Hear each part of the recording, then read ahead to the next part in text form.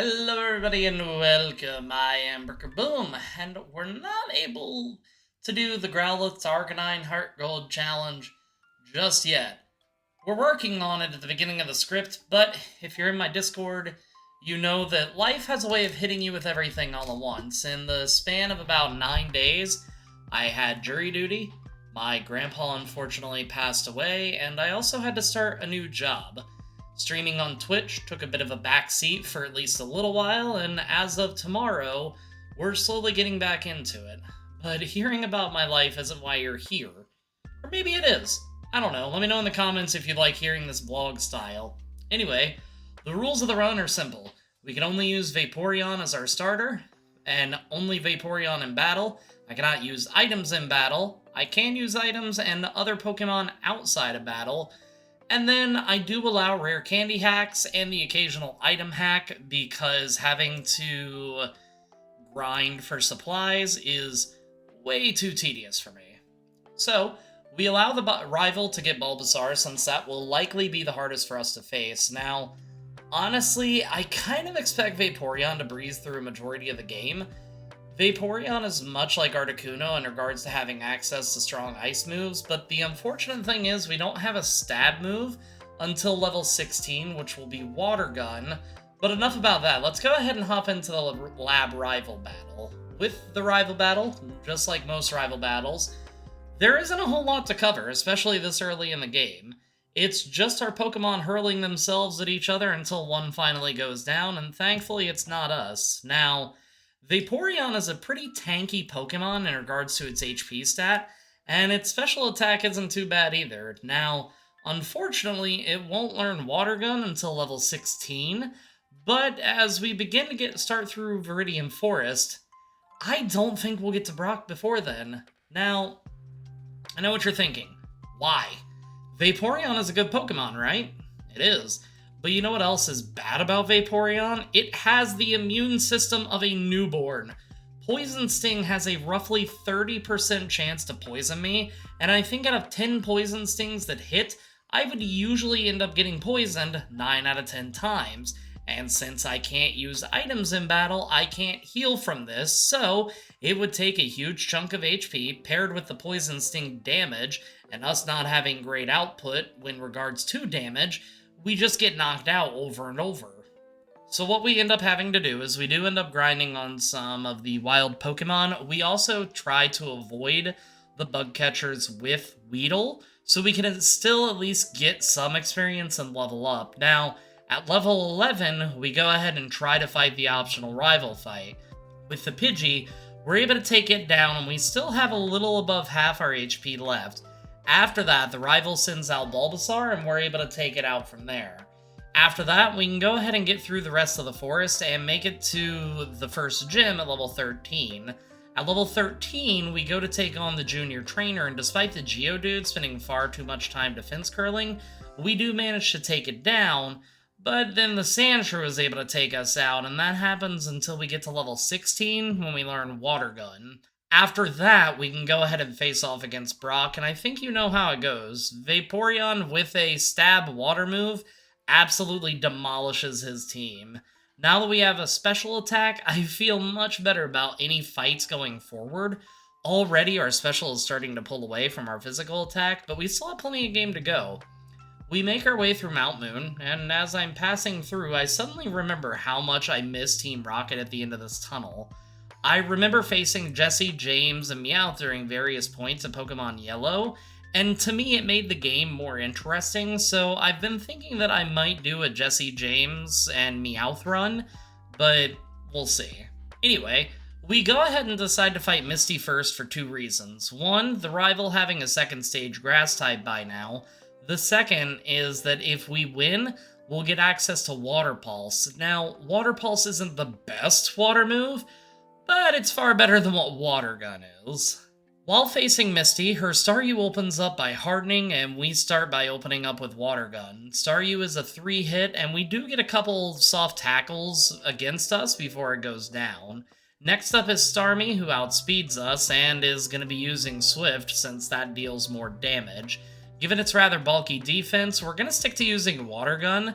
We do trade blows back and forth, but we run into a little bit of a problem. Misty has a potion, and make sure to potions up the moment that we bring it to red, so with that, Misty is able to take us out a turn or two later. We do try this another couple times, but honestly, it's just not going any differently. So we go ahead and forego that plan and attempt to do the rival battle. Thankfully, we outspeed the Pidgeotto and take it below half with the first hit. Thankfully, it attacks us rather than sand attacking us into oblivion, and we're able to take it down the next turn. With Bulbasaur, thankfully it uses the less than accurate moves like Leech Seed and Sleep Powder, so to further increase our chances, we use Sand Attack, which immediately pays off in Leech Seed missing. We Tail Whip as he misses again, then use Tackle as the Sleep Powder ends up connecting. Honestly, I was thinking this is where the attempt ends until he misses again. We get an early wake up and end up taking him down 2 turns later, though he does deal some damage back to us. Abra can't do much of anything, and then with Rattata, we're able to take it down with a single water gun. After that, we can go ahead and complete the route to the north and the trainers on the way to Bill's house. After taking down most of them, it's time to face off against Misty once more. With Staryu, we take it below half as it uses Harden, and then we take it down the next turn. With Starmie, we're basically back to what we're doing the first time, except we're dealing a bit more and it's dealing a bit less. After about 3 turns, the math plays out in our favor, and we leave it in high enough yellow to where Misty doesn't potion, but low enough in the yellow that we can take it out the next turn to win us the second badge. After that, we make our way to the SS Anne, and this time we actually only do a few battles on the ship. At the moment, we're actually at a decent enough level where I don't think we have to worry too much. We don't want to rely on candies at a lower level, so if we do lose the rival battle here, we can always do some extra grinding. With that, though, it's time to fight the rival and see how we do. We can one-shot Pidgeotto so it can't sand attack us. You know what we can do, though. Sand attack the Ivysaur. It immediately pays off as it misses, and we hit it with Water Pulse and confuse it. It hits itself, and we take it to red with the next attack. It snaps out of confusion, but only misses a Leech Seed before we use Quick Attack to finish it off. With that, we can take out Raticate and 1 Water Pulse, and Kadabra's next. We open up with Water Pulse, but Kadabra outspeeds us, and it makes our turn completely useless. We can take it to yellow with a Quick Attack. We get pinged with a Soft Confusion from Kadabra before we take it out next turn. Grabbing Cut and then heading to Surge's gym, we lament over the trash can puzzle before we're able to challenge the man himself. Voltorb outspeeds us, but only uses Screech as we take it down with a Water Pulse. Next up is Pikachu, who we thankfully outspeed, and we can hit it hard with Water Pulse to take it down in one shot as well. Raichu starts off by double teaming, and we immediately miss our first attack. Raichu hits us with Shockwave, and we hit it hard with Water Pulse. Surge potions up, we miss Water Pulse, and it double teams again. We hit it with Water Pulse, and it uses Shockwave once more. We miss twice as it hits us with Shockwave, all the way down to 7 HP, before we finally push past the accuracy drop and take it down for a first try victory. Now, if you've seen this channel before, you know there's a certain way that I typically like to do things. Obviously, we grab a bike and head through the Dark Cave, and from here we head to Celadon City. Since getting through the last area, we've managed to learn Aurora Beam, and I know just the person we can use it on. But first up, Giovanni. Giovanni opens up with Onix, who goes down to a single Water Pulse, and Rhyhorn meets the same fate from us. Finally, it's Kangaskhan, and it's time for us to try out our new move, and we take a decent little chunk of its health from it. It bites us, which does very little as we continue with Aurora Beam, and it tail whips before we take it down with a final Water Pulse. Now, the next thing we could do could either be good or bad, depending on how RNG decides to treat us. I've been trying multiple times to remember fighting Erika before heading to Lavender Town, and while I don't have the type advantage, I'd at least like to try. Erika first sends out Victory Bell, and we open up with Aurora Beam to take it out in one clean shot. Tangela, who is objectively worse than Victory Bell in every single way, also goes down to a single shot. Last up is Vileplume, who also goes down pretty easily. The fourth badge is ours, and we're able to go ahead and open up another portion of the game. At this point in the game, we're fairly over-leveled, so when we get back to the tower, Pidgeotto goes down to a single Aurora Beam, and the same happens to Ivysaur. With Gyarados, we can take it to yellow as it hits us with a weak Thrash, and we take it down next turn. Growlithe comes out, and we swap to Water Pulse to take it out, and we become the king of overkill and take down the Kadabra with a super effective critical hit over-level bite attack. On the way to Fuchsia City, the Safari Zone, and Koga, I want to kindly remind you to subscribe to the channel. As another small note, there may be some small breaks in videos because as of right now, I do, as I said, finally have a job. The kiddo is probably, by the time this video goes up, about a week away from starting school, so we're struggling a little bit more than normal. Either way, I hope you understand, and my shorts will continue to be uploaded daily. We're still reviewing every single Pokemon in existence in under 60 seconds, and I'm adding a few things to my shorts as well to try and find other like-minded people to bring into the community. My goal right now is to try to finish a challenge in a day, script and record another day, and then edit the following day, but we'll see how that goes because my luck is horrid in the most Nat 1 during a BBEG final fight kind of way. But with all that out of the way, and through what we call video editing magic, it's time to fight Koga. We've learned from previous challenges that around here, it's time to go ahead and abandon Water Pulse because it starts becoming too weak to actually take out Pokemon. So we upgrade the move to Surf and go to face Koga for the first and hopefully only time this challenge. With Surf, Coughing goes down to a single hit. We take Muck to yellow as it hits us with Sludge for decent damage before we take it out. The next Coughing also goes down to one shot, and then the final Wheezing also goes down to a single blow as well to win us the badge. As we move on to Saffron, I actually end up heading straight to the rival fight after we grab the card key. Normally, I spend some time hunting down vitamins and making sure that we get a few levels against the Grunts, but I'm actually feeling pretty confident. We haven't really had any trouble since the early game, so I kind of want to see how we do as we are. Pidgeot is first, so we take it to what I have to imagine is 1 HP as it hits us with Wing Attack before we can take it out. Venusaur is next, and we hit it with Aurora Beam to take it below half and also lower its attack. Not that it matters, given it mostly using special moves. It does end up putting us to sleep, but thankfully Razor Leaf doesn't completely destroy us, and we wake up next turn to take it down. Gyarados is next, and we continue using Aurora Beam, taking about a fourth of its health. It uses Dragon Rage, and we take it to yellow as it uses Bite for some reason, allowing us to take it down with 58 HP to spare. Growlithe is slower than us currently and goes down to a single Surf, and last up is Alakazam, who only uses Future Sight as we use Bite to take it out and win a very strange rival fight. After a quick Poke Center trip, we head to Giovanni for a rematch. Surf is enough to take it out with a single shot. Nidoqueen is up and we can outspeed it and also take it out in one shot. Kangaskhan is always a fear of mine as it uses Fake Out to flinch, and next turn we use Aurora Beam, get a critical hit, and lower its attack as it slaps us with Rage before we take it out. Last is Rhyhorn, who, you guessed it, also goes down on a single shot.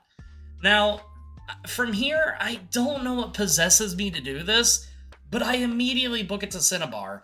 I know in the back of my mind that I need to fight Sabrina, but for whatever reason, I ignore that entirely. So we go to fight Blaine, and we immediately start surfing, and the first attack is a critical hit, and we take it out in one shot. Ponyta's up next, and we can take it out easily as well. Next up is Rapidash, and we get hit with Fire Blast for very little damage, and we take it down in response. This is going better than I thought. Arcanine is last, so we take it out in one shot, and that wins us the battle and the badge. After that, we go to Viridian City, and I get very confused because somehow in the time I left Saffron and get to Cinnabar, I completely forget about Sabrina. But when we can't get in, I remember where we need to go, and I challenge Sabrina. Sabrina uses Kadabra first, and we use Bite to take it out. Mr. Mime is next, and we take it out as well. Venomoth is next, and we can take it out in a single... Oh. Well, we take it to yellow as it critical hits us with Psybeam. Sabrina does heal up as we use Aurora Beam to bring it to yellow. Without her healing again, we can take it down, and that just leaves us with Alakazam. Alakazam uses Calm Mind, and that's honestly horrifying. We use Bite and take it to yellow as it hits with Psychic for a disgusting amount of damage before we do take it down with Bite. Now that this is done, now we can go fight Giovanni and not be pressed up against the glass outside. Rhyhorn is first, who goes down to a hard-hitting Surf. Or as the announcer of Pokemon Stadium says, Dugtrio is next and uses Slash for a small chunk of damage as we take it out in return. Nidoqueen is taken down with a single surf as well as Nidoking, leaving us with only Rhyhorn in our way, and as expected, it goes down in one shot as well. Overall, Vaporeon is performing far better than I thought. I knew that its access to water and ice moves would make it perform well in the back half of the game, but this is far superior than what I had in mind. But we're not done yet. We still have 6 more mandatory fights and 1 more before the Elite Four as we go ahead and square off against the rival. Pidgeot is first, and their levels have quickly approached to meet ours. Pidgeot uses Wing Attack, and we take Pidgeot down to red. We get hit with another Wing Attack as we take it down. Venusaur is next, and it uses Growth as we use Aurora Beam, and it doesn't quite go to half. Razor Leaf hits hard as we use another Aurora Beam to bring it to red, as we use Quick Attack to finish off that last sliver of health, but it isn't looking good. Rhyhorn comes out and we can outspeed and take it out for one shot. We can hit Gyarados for about a fourth of its health with Aurora Beam as it sets up Rain Dance. We continue to use the beam and it misses Hydro Pump and we take it to red. This time Hydro Pump connects and Water Absorb kicks in to heal us as we take it down with a Quick Attack and get a level up in the process. Growlithe goes down to a Rain Boosted Surf and we only have 1 more left. Alakazam uses Calm Mind, then disables our Bite.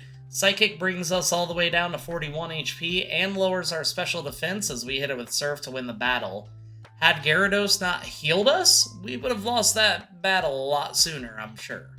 With that battle done, we're about done with the challenge, but what I'm assuming is the hardest battle is coming up because as we know, Lorelei is often a brick wall for us. Dugong is first, and as you can see, there isn't much of a level difference anymore. At this point, we're just testing moves to see what works, and Aurora Beam does very little as it uses Safeguard.